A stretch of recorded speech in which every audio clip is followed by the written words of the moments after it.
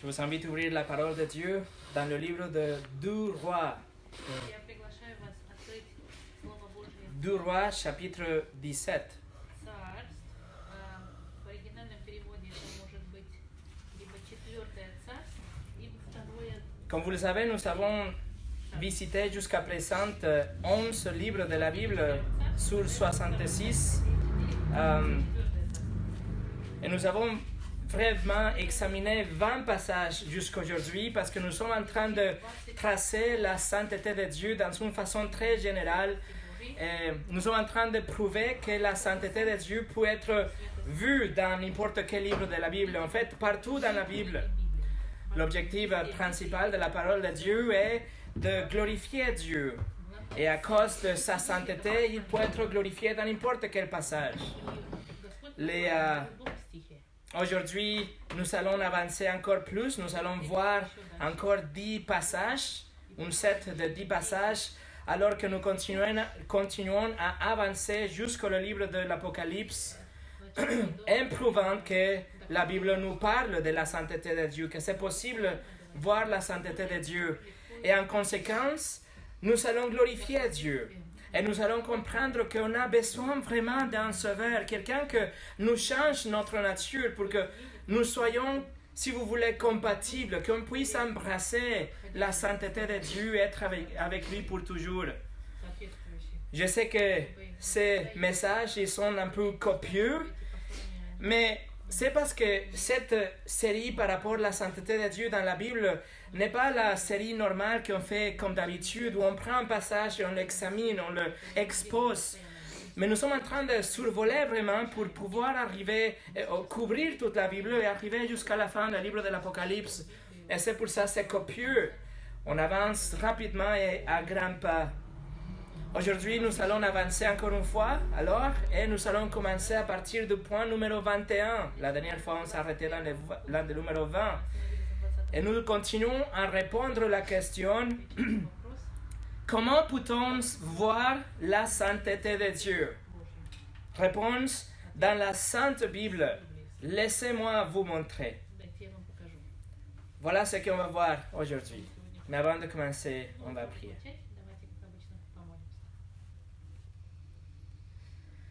Seigneur, aide-nous à être ici, pas seulement présent, mais que notre esprit soit là, que nous soyons ouverts pour entendre ta parole, que nous soyons prêts pour recevoir ta parole. Aide-nous à nous oublier de toutes choses positives et négatives même que puissent nous voler notre attention pendant ces moments. Et Seigneur, que cette prédication, comme toutes les prédications de ta parole, que change nos cœurs, que soit béni par ton esprit et qu'on puisse te connaître plus. Seigneur, aide-moi à l'exprimer, aide-eux à comprendre. Au nom de Jésus, Amen. Le message aujourd'hui s'appelle « La sainteté de Dieu à travers la Sainte Bible », 3e partie. Numéro 21. Sainteté qui déteste. Dans le livre de 2 Rois, qu'on va voir dans quelques moments, il faut comprendre que le royaume d'Israël, c'est-à-dire le royaume du roi David et le royaume du roi Salomon, a été maintenant divisé. Il y a le royaume du nord qu'on appelle le royaume d'Israël et il y a le royaume du sud qu'on appelle le royaume de Juda. Dans le sud, on a la ville de Jérusalem et donc le temple.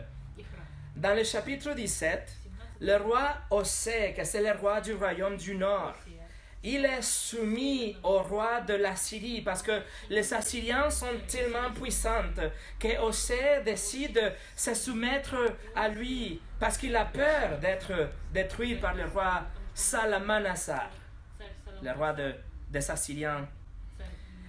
Mais après le roi Osée, le roi du royaume du nord, il cherche de faire une alliance avec l'Égypte.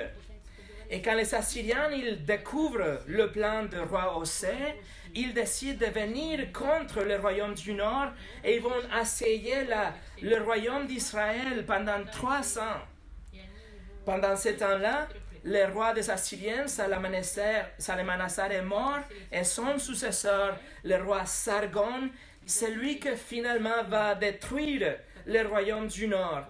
Le royaume d'Israël est complètement détruit et 27 290 Israélites sont pris en captivité.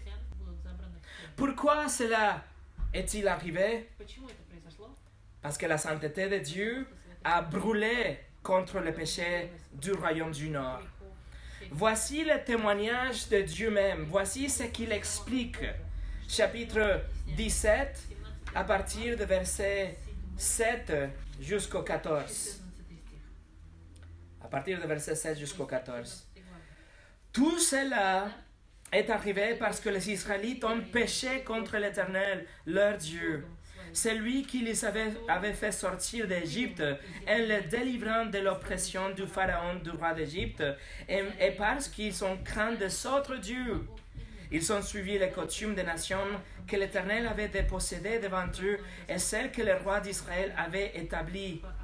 Les Israélites ont commis en secret des actes inadmissibles contre l'Éternel, leur Dieu. Ils se sont construits des autres lieux dans toute leur ville, qu'il s'agisse de simples tours de garde ou de villes fortifiées. Ils se sont dressés des statues et des poteaux sacrés sur toute colline élevée et sous tout arbre vert. Là, sur tous les autres lieux, ils sont brûlés de parfums, comme les nations que l'Éternel avait exilées devant eux. Et ils ont eu des activités mauvaises par lesquelles ils ont irrité l'Éternel. Ils ont servi les idoles alors que l'Éternel leur avait dit « Vous ne ferez pas cela ». L'Éternel avait averti Israël et Juda par l'intermédiaire de tous ses prophètes, de tous les voyants. Il leur avait dit « Renoncez à votre mauvaise conduite et respectez mes commandements et mes prescriptions en suivant entièrement la loi que j'ai donnée à vos ancêtres et que je vous ai envoyée par l'intermédiaire de mes serviteurs les prophètes. Mais ils ne sont pas écoutés. Ils se sont montrés réfractaires comme leurs ancêtres qui n'avaient pas cru en l'Éternel, leur Dieu. » Voilà le diagnostic de Dieu. Voilà la raison pour laquelle le royaume du Nord a été détruit. La sainteté de Dieu, mes amis, déteste le péché. Tout ce qui est inadmissible pour Dieu est haï par la perfection de Dieu, la sainteté de Dieu. Même les choses commises en secret, comme on vient de lire dans le verset 9. Toutes les choses seront exposées et repayées par la sainteté de Dieu, qu'elle ne peut pas et ne doit pas être ignorée. C'est pour ça qu'il nous donne sa loi. C'est pour ça qu'il nous a donné ses commandements, son standard moral pour le suivre. Pas pour l'ignorer, pas pour devenir têtu, obstiné ou réfractaire comme notre traduction et aller derrière des idoles ou créer des idoles, créer des images de Dieu selon notre imagination et notre préférence. Nous pouvons dire, je peux pécher en secret parce que Dieu ne me voit pas. Je peux imaginer des choses parce que ça c'est privé, cela ne dérange à personne, alors je peux le faire dans ma tête. Ou nous pouvons dire, Dieu est amour et il n'envoyera personne en enfer. Mais quand on dit des choses comme ça, nous sommes en train de tomber dans l'idolâtrie. Nous sommes en train de croire dans un Dieu qui est contraire à la réalité qu'il nous révèle de lui-même, le Dieu de la Bible. Mes amis, s'il vous plaît, ne faites pas cette erreur. Ne faites pas l'erreur de croire que Dieu laisse passer votre péché mignon, comme, entre guillemets, comme est appelé. Ne tombez pas dans l'erreur de penser que Dieu sera OK avec ça. Dieu déteste les péchés, n'importe quel modèle, quelle sorte de péché, parce qu'il est saint. Il doit haïr le péché. Combien il déteste le péché? Juste regardez à la croix de Christ. Voilà la réponse. Combien il déteste le péché. Numéro 22. La sainteté que aime. Regardez le chapitre 18 Посмотрим du roi, chapitre 18. 18 главу, 4 книга. Dans le royaume du sud, В южном nous avons le royaume de Juda. есть царство Et là, nous avons le roi Иудея, Ézéchias. Et lui, il était un bon roi. и это был хороший царь. Regardez la description, chapitre Смотрите описание 18 à partir de verset 3 jusqu'au 8. 3 стиха. Il fit ce qui est droit aux yeux de l'Éternel, entièrement comme l'avait fait son ancêtre David. Il fit disparaître les autres lieux, brisa les statues, abattit les idoles et mit en pièces les serpents de bronze que Moïse avait fabriqués. Car les Israélites avaient jusqu'à alors brûlé des parfums devant lui, on l'appelait Nehushtan. Il mit sa confiance dans l'Éternel, le Dieu d'Israël. De tous les rois de Juda qui lui succédèrent ou qui le précédèrent, aucun ne fut pareil à lui. Il s'attacha à l'Éternel sans se détourner de lui, et il se conforma au commandement qu'il avait prescrit à Moïse. L'Éternel fut avec Ézéchias, qui réussit dans toutes ses entreprises. Il se révolta contre le roi d'Assyrie et ne lui fut plus asservi. Il porta des coups aux Philistins jusqu'à Gaza et dévasta leur territoire, aussi bien les simples tours de garde que les villes fortifiées. On a l'impression que c'est exactement le contraire que le royaume du Nord. Ici, Ézéchias, le roi du Sud, en lieu de suivre les idoles, il détruit les idoles. Il fait ce qui était bien devant les yeux de Dieu. Ézéchias a obéi les commandements de Dieu et il suivit la volonté de Dieu. Et quel était le résultat? И каков результат? La bénédiction de Dieu. Благословение Божье. Parce que Dieu Бог aime son peuple. любит свой народ. La sainteté de Dieu s'approche de ceux qui poursuivent une sainteté. Сближает всех тех, кто следует за святостью. Après que Sargon, le roi de Assyrie, est mort, Sancheriv, le nouveau roi, a régné dans Assyrie. Et il a décidé du coup de venir contre le royaume du Sud, comme son prédécesseur avait fait avec le Nord. Так же, как и Alors Sancheriv envoie un défi à roi Ézéchias. Синихирим посылает вызов. Regardez le verset, de verset 10 jusqu'au 13. С 10 по 13 стих. Que ton Dieu, celui dans lequel tu places ta confiance, ne te trompe pas en prétendant que Jérusalem ne sera pas livrée entre les mains du roi d'Assyrie. 19 глава. Tu as bien appris ce que les rois d'Assyrie ont fait à tous les pays, la manière dont ils ont voué à la destruction. Et toi, tu serais délivré? Les dieux des nations que mes prédécesseurs ont détruites les ont-ils délivrés?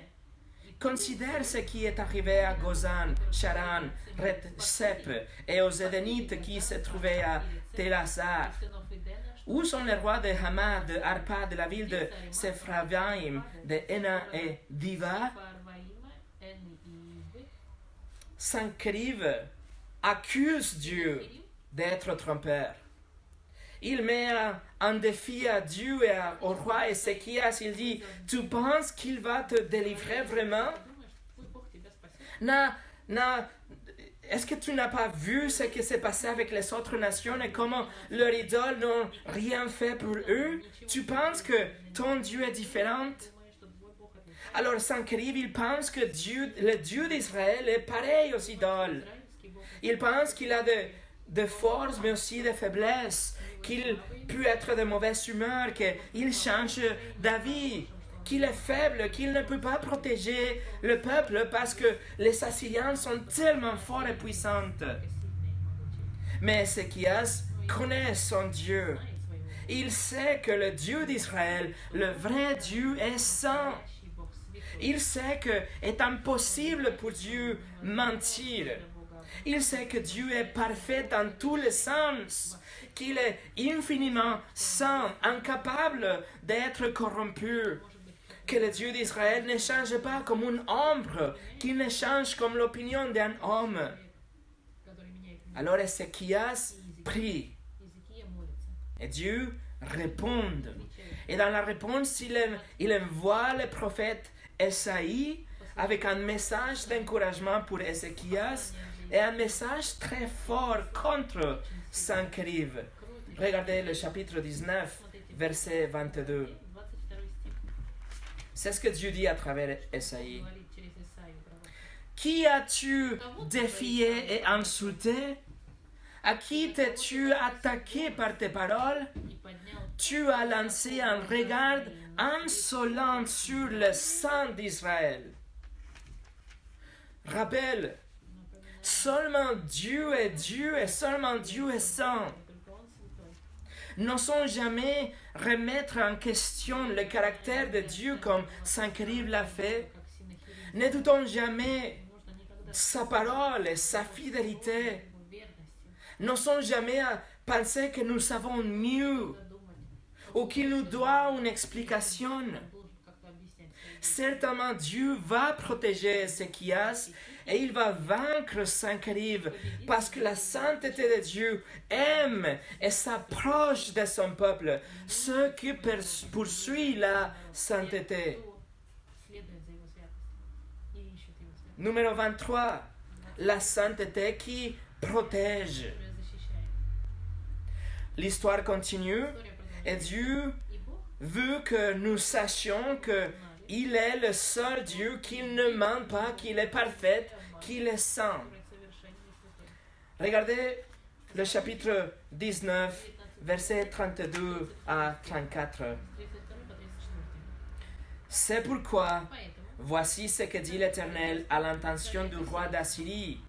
Il n'entrera pas dans cette ville, il n'y tirera pas de flèches, il ne lui opposera pas de bouclier et ne construira pas de retranchements contre elle. Il repartira par les chemins qu'il a pris à l'aller et il n'entrera pas dans cette ville, déclare l'Éternel. Je protégerai cette ville pour la sauver à cause de moi-même et à cause de mon serviteur David. Sancheriv avait commis une grave erreur.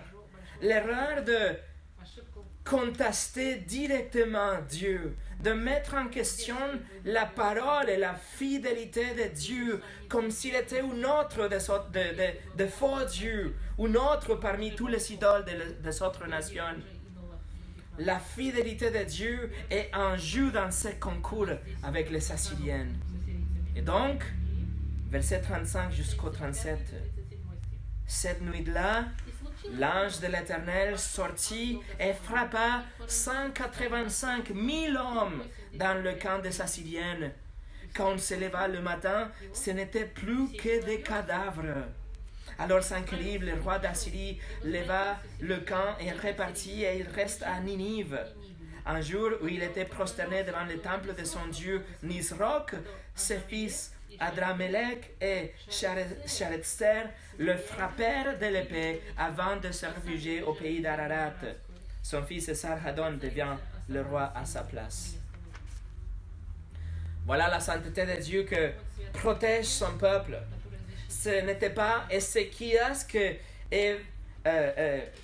ça n'a pas fait la guerre. Il n'a pas fait la guerre contre la Syrie. C'était la sainteté de Dieu même qui a protégé son peuple. Et c'est lui qui a frappé toute l'armée des Assyriens. Ассирийскую поразил. Ézéchias a fait ce qui était juste, И сделал ce qui était bien, droite, что было правильно saint и свято devant les yeux de Dieu. глазами Господа. Le roi connaissait le Seigneur, il connaissait son caractère. Il aimait tellement Он любил l'Éternel qu'il a Господа fait tout pour le plaire, всё для того, чтобы pour suivre ses commandements. чтобы следовать Et lui et son peuple, le royaume du Sud, ils sont pris d'une distanciation отделились des autres nations от других наций. pour ne pas se mêler avec eux, pour ne pas être influencés et corrompus par les autres nations. Другие нации. Donc la sainteté de Dieu protège à tous ceux qui imitent Тех la sainteté de Dieu. пытаются Numéro 24, его святость. la sainteté dans la louange. Четвертое, 24 Sainteté dans la louange. прославление. Prochain livre, le livre de 1 Chronique. Это книга Паралипоменон. 1 Chronique, chapitre 16. Хроник. La semaine passée, nous avons vu l'histoire de l'arche de l'Alliance, l'arche de Dieu, quand elle a retourné à Jérusalem. Ковчег Божий On a étudié l'incident avec Ussa. или ситуацию. Et bon, finalement, l'arche arrive à Jérusalem. À Jérusalem, David la place dans une tente et il prie. Prière de David, chapitre 16 à partir de verset 8. Глава, 8 стих. David dit, 16 Louez l'Éternel, Славьте faites appel à son nom, faites connaître ses hautes faits parmi les peuples, chantez en son honneur, jouez de vos instruments de son honneur, célébrez tous ses merveilles, placez votre fierté dans son saint nom, que le cœur de ceux qui cherchent l'Éternel se réjouisse. Ищите непрестанно. Sautez au verset 29.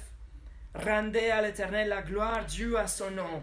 Apportez-lui des offrandes et venez en sa présence. Prosternez-vous devant l'Éternel avec des ornements sacrés. Tremblez devant lui, habitants de toute la terre. Le monde est ferme, il ne pas ébranlé.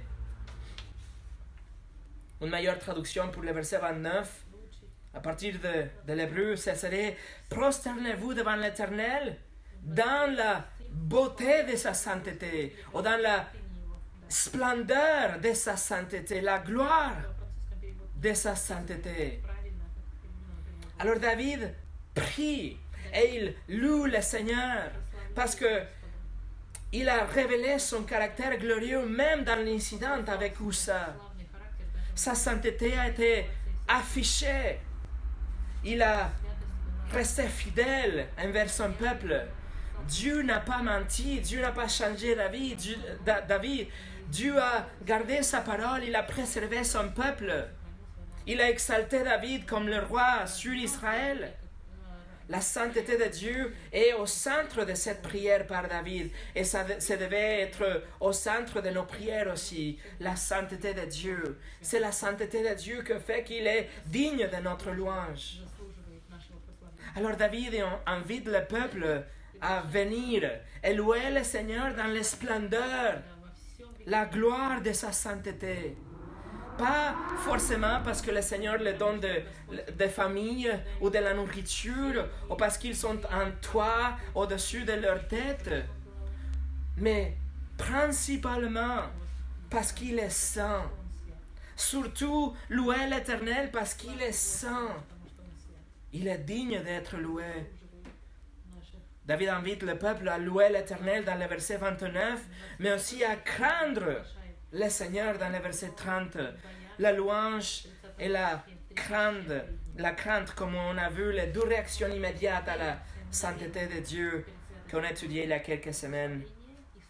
David encourage les gens à trembler devant l'Éternel dans le verset 30, parce que sa sainteté est effrayante, doit être effrayante, aussi effrayante pour nous qu'un feu de camp pour une mythe qui vole autour. Ce dont la mythe a vraiment besoin, c'est d'être changée dans sa nature. Elle doit devenir d'une façon surnaturelle une mythe de feu.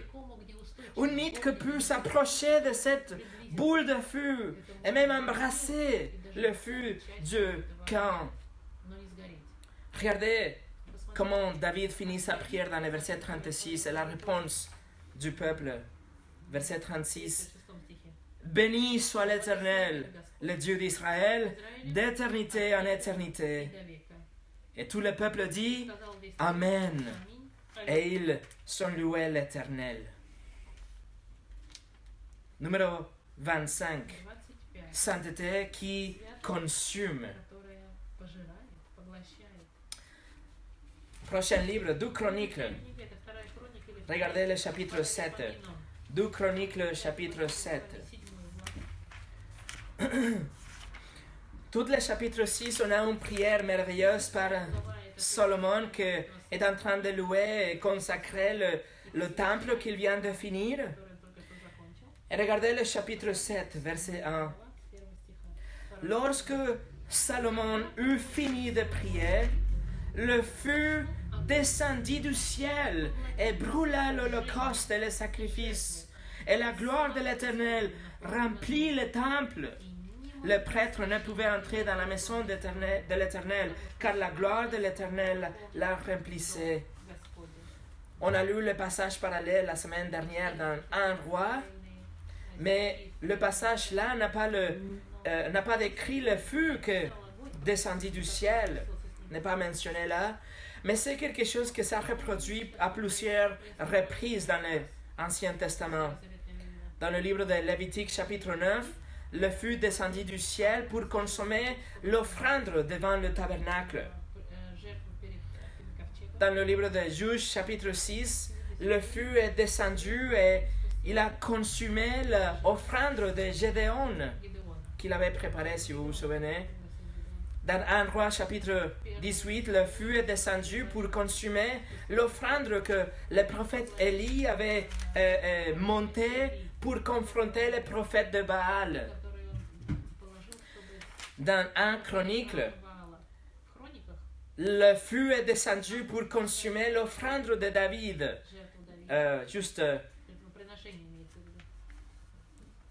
L'offrande de David avec le tabernacle et l'arche de Dieu. Mais ici, le feu tombe dans le temple, sur l'offrande qui était dans le temple. Cette manifestation de Dieu est censée nous faire réaliser que la sainteté de Dieu brûle. La sainteté de Dieu consume, incinère, pulvérise. Il s'agit d'une image très puissante, si vous pouvez vous imaginer cet événement. C'est une image forte d'un Dieu très puissant. Il aurait pu choisir un autre élément pour se manifester. Il aurait pu choisir la neige, un rocher ou le vent. Mais il a choisi quelque chose que représente sa sainteté le plus, le feu qui consume. Nous devons voir que le feu tombe seulement sur le sacrifice. Et tout ce que se trouve juste à quelques mètres, jusqu'à quelques pas de l'offrande, il reste intact. Le feu tombe seulement sur cette chose qui était un sacrifice pour le Seigneur. Pourquoi? C'est à cela que sert le sacrifice. Il sert à prendre la place de quelqu'un d'autre. La sainteté de Dieu est censée détruire l'humanité. Le feu de Dieu est censé tomber sur tous les gens. La sainteté de Dieu est censée détruire tout le monde parce que nous sommes tous des pécheurs. Mais à la place, elle tombe exclusivement sur le sacrifice, laissant les gens autour libres, en sécurité, en dehors de danger. Le sacrifice avait pris leur place. Le sacrifice est leur substitut. On a lu il y a 2 semaines l'histoire du fils d'Aaron, si vous vous souvenez. Le feu de Dieu est descendu du ciel et a désintégré les 12 hommes. Il n'avait pas de substitut pour eux. Ils étaient des pécheurs, ils ont été consumés. Ils ont offensé la sainteté de Dieu et ils ont été consumés par la sainteté de Dieu. Jésus-Christ, il a reçu en lui la bulle de feu la plus grande de l'univers. Il a reçu en lui la fureur de Dieu qui contenait sa sainte colère contre tous les péchés jamais commis contre lui. Depuis la création jusqu'à la nouvelle création, tous les péchés de tous ceux qui lui appartiennent ont été placés sur lui avec la colère de Dieu. Quand Jésus était suspendu sur la croix, la colère de Dieu a tombé sur lui. Elle était censée nous consumer, mais en lieu de ça, elle a tombé sur le Fils parce qu'il a pris notre place. le feu de Dieu, la colère et la sainteté a consumé le sacrifice, l'agneau de Dieu, et nous mettant à nous tous en sécurité. Cela nous rend libres. Cela nous place en dehors de danger parce que on a trouvé. Dieu a donné un remplaçant, un substitut. Vous avez besoin d'un sauveur. Vous avez besoin de Jésus-Christ. Et si vous vous repentez de vos péchés et vous mettez votre confiance en lui, il sera votre remplaçant devant Dieu. Et qu'est-ce qu'on fait quand le feu de Dieu, le feu de la sainteté de Dieu consume le sacrifice? Qu'est-ce qu'on fait quand c'est Jésus-Christ, le remplaçant, qui nous délivre de ce feu que doit nous consumer? Regardez le verset 3. Tous les Israélites virent descendre le feu et la gloire de l'Éternel sur le temple. Ils se agenouillèrent, le visage contre terre, sur les pavés. Ils adorèrent et célébrèrent l'Éternel en disant: il est bon, oui, sa bonté dure éternellement. C'est ça notre réaction, de dire: oui, il est bon. On a un remplaçant, on a un substitut. On est libre et en sécurité. Matthew Henry a écrit: il y a plus à Dieu de meurtrir Christ et de le faire souffrir en montrant sa bienveillance envers les hommes, en posant sur lui notre iniquité.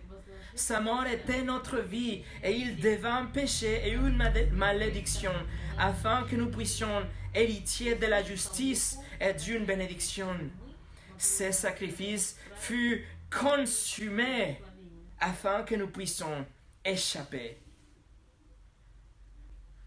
Numéro 26. La sainteté confessée. Sainteté confessée. Livre suivant, le livre de Esdras.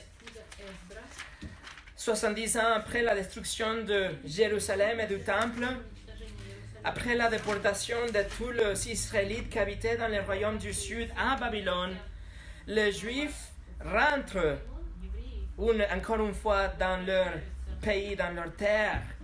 Et Esdras était un scribe qui a dirigé le 12e tour des 3 retours. Ils sont retournés dans 3 vagues, si vous voulez. Esdras a dirigé la 12e vague des Israélites qui reviennent à Jérusalem. Après qu'ils ont reconstruit le temple dans l'année 512 avant Jésus, Esdras prie, Esdras intercède pour les gens parce qu'ils étaient coupables de savoir marier avec des autres nations, que c'était interdit par Dieu, parce que cela donnait le risque d'être influencés par leurs croyances et leurs idoles. Alors laissez-moi vous montrer comment Esdras finit sa prière en confessant la sainteté de Dieu. Esdras chapitre 9. Esdras chapitre 9, verset 15. Il prie, il finit sa prière avec ça. Éternel, Dieu d'Israël, tu es juste, car nous ne sommes plus aujourd'hui qu'un reste de rescapés. Nous voici devant toi avec notre culpabilité, alors que nous ne devrions pas pouvoir nous tenir ainsi devant toi. Esdras s'est inclus lui-même dans la culpabilité de Jean. Il dit: nous voici devant toi avec notre culpabilité, même s'il n'était pas coupable de ses péchés de mariage avec des autres pays, mais il est coupable néanmoins. Pourquoi? Parce que Esdras n'est pas parfaite. Esdras est bien en dessous de les standards de perfection que Dieu exige.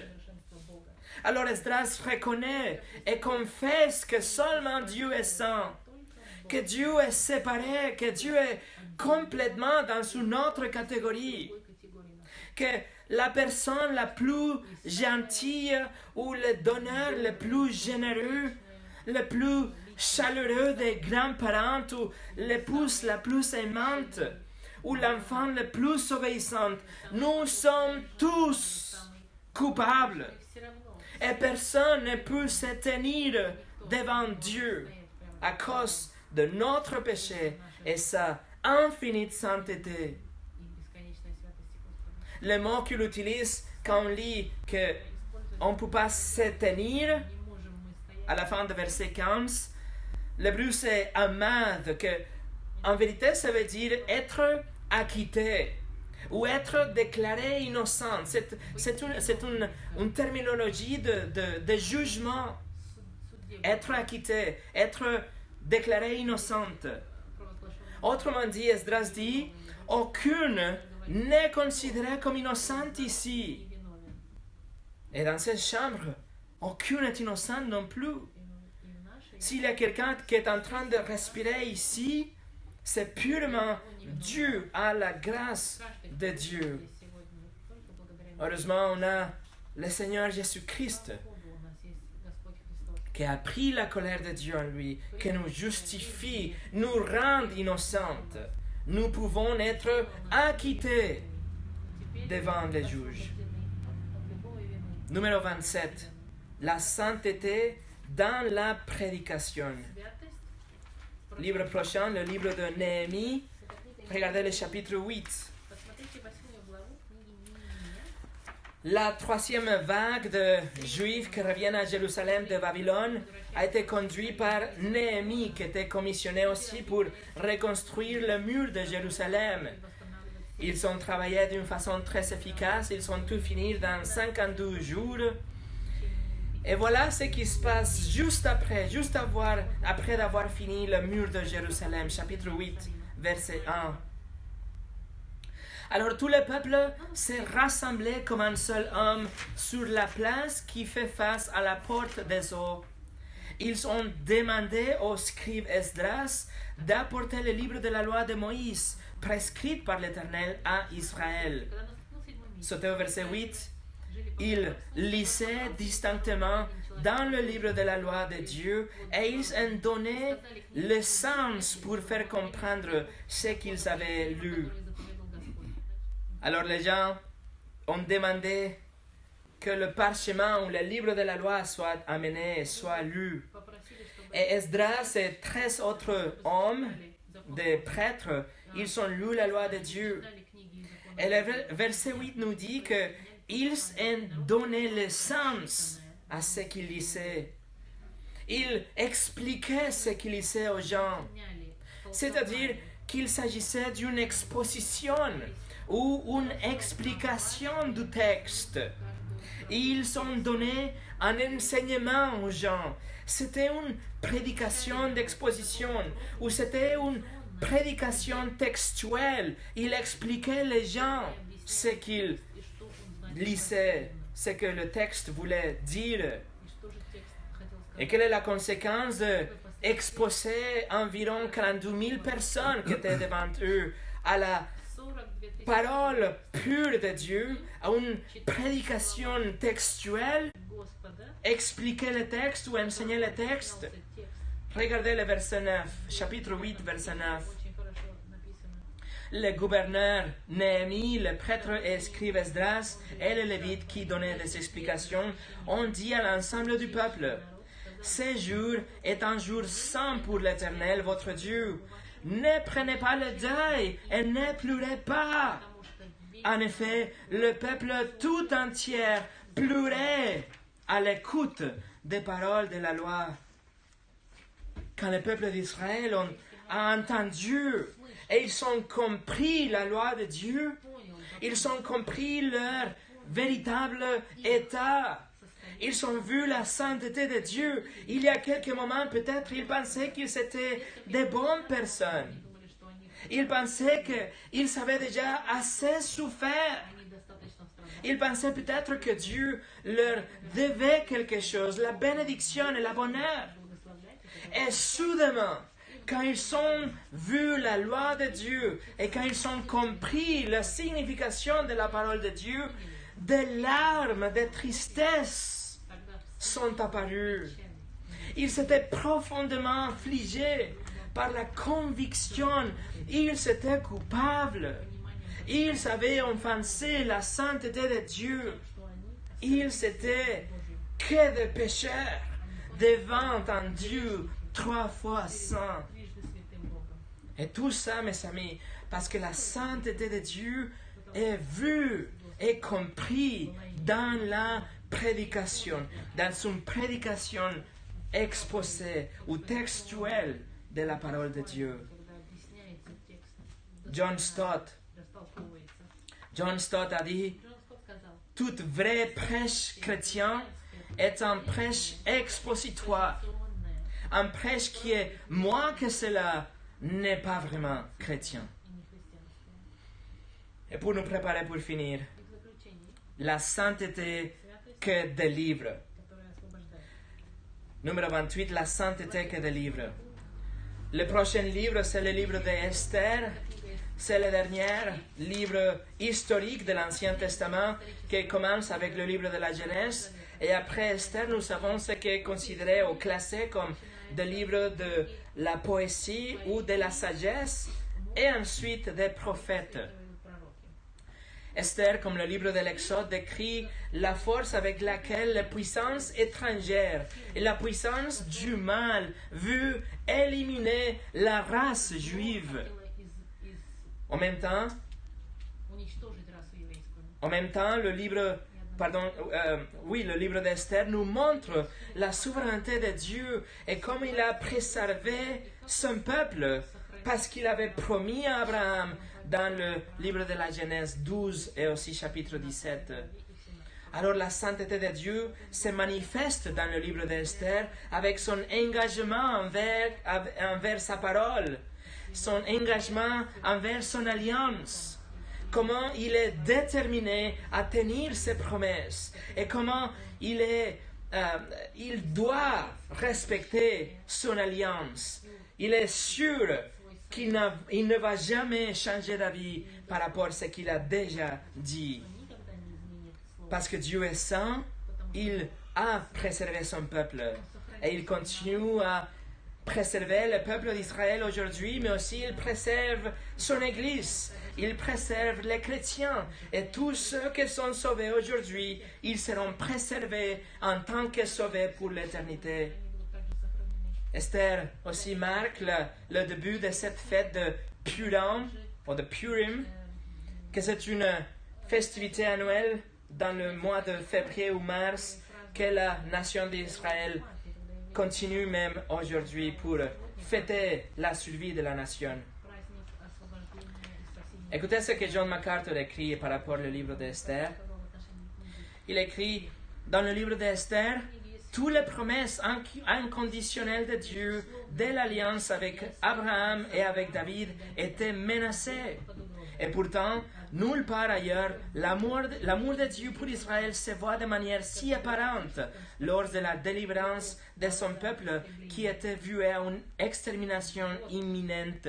Хранящий Voici, il ne sommeille ni ne dort celui qui garde Israël. 4 стих в английском переводе. Numéro 29. La sainteté dans ses paroles. В его словах. Le livre suivant, le livre de Job. Это книга Иова. Le livre de Job nous présente un homme qui est juste, un homme qui est droit, Job. Et pourtant, il a tout perdu. Он все потерял. Il a perdu sa richesse, il a perdu sa famille, il a perdu sa santé, même sa femme. Parce que sa femme voulait qu'il maudisse le nom de Dieu à cause de toutes les calamités qui sont venues envers Job et sa famille. Mais Job n'a jamais fait ça. Par contre, Job ne comprenait pas pourquoi il passait par toutes ces souffrances. Dans le chapitre 6, on va voir, il a dit qu'il préférerait mourir. Et même dans la mort, et même s'il meurt, il ne reniera pas la fidélité de Dieu et le caractère de Dieu. Regardez chapitre 6, verset 8. Il dit, si seulement mon vœu pouvait se réaliser, Si seulement Dieu pouvait m'accorder ce que j'attends. Que Dieu consente donc à m'écraser, qu'il libère sa main et m'achève. Il me restera en moi une consolation, une joie, malgré la douleur dont il m'accable. C'est que jamais je n'ai négligé les paroles du sang. Job dit qu'il n'a jamais négligé, ou dans l'hébreu c'est plutôt caché. Il n'a jamais masqué, mis de côté les paroles de Dieu. Il connaît le caractère de Dieu et il dit même dans la mort, je ne veux pas renier son caractère. Il connaît le caractère de Dieu, il connaît qu'il ne peut pas mentir, qu'il ne peut pas tromper. Il est saint, il est au-delà de tout ce qui est péché. Les paroles du sang, les paroles de Dieu sont toujours vraies, sont toujours fidèles. Job a vécu par ces paroles et il connaît bien que Dieu est non corrompu. Voilà la bonheur de Job. La bonheur de Job est de savoir que même si la situation de Job ne change pas en vie, il sera avec son Dieu dans la mort. Et ça, c'est la bonheur pour Job. Pour quelqu'un qui connaît que la parole de Dieu est sainte, parce qu'elle est parfaite, sans erreur, sans tromperie. Et numéro 30, la sainteté dans les psaumes. Le livre prochain, le livre de psaumes, a été compilé pour diriger le peuple de Dieu dans la louange. Le livre de psaumes est une collection de poèmes ou de paroles censées être chantées par le peuple pour exalter Dieu, mais aussi pour élever le cœur de tous les gens qui viennent pour louer le Seigneur. Si vous êtes ici depuis un moment, vous savez que c'est mon livre préféré de l'Ancien Testament pour prêcher, parce que c'est comme une peinture, c'est comme si Dieu nous embrasse avec le livre de psaumes. Et tout le livre, il traite de la sainteté de Dieu. Le livre de psaumes est divisé dans de différents thèmes, mais le fil d'or qui traverse les 150 psaumes est la incomparable et majestueuse et démesurée et sûre et transcendante et unique et éternelle sainteté de Dieu. Voilà le thème du livre de psaumes. Le mot saint apparaît plus de 50 fois dans le livre de psaumes. Et tous les 150 psaumes, s'ils parlent de la louange ou de l'amour de Dieu, c'est tout partout infusé par la sainteté de Dieu. Les psaumes parlent de la fidélité sans faillite de Dieu, la grâce infinie de Dieu, la miséricorde abondante de Dieu, le bras puissant de Dieu pour sauver, la justice non corrompue de Dieu, la redoutable omniprésence de Dieu, la perfection éternelle de Dieu, la puissance incomparable de Dieu, la parole suffisante de Dieu. Voilà tous les thèmes, n'importe quel psaume est imprégné et rempli vraiment avec la sainteté absolue de Dieu. Et c'est ce que nous allons faire la semaine prochaine. Je vais vous amener dans quelques exemples dans le livre de psaumes pour continuer à répondre à la question « Comment peut-on voir la sainteté de Dieu ?» Réponse dans la Sainte Bible. Il suffit de l'ouvrir pour voir. Vous ne pouvez pas y échapper. Prions.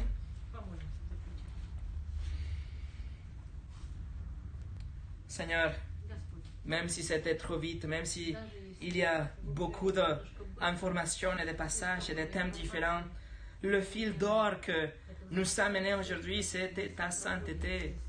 Comment dans n'importe quel passage, dans n'importe quelle histoire, nous pouvons voir que c'est ta sainteté qui soit sauvée, jugée, gardée, protégée, que sera loué, que sera manifesté.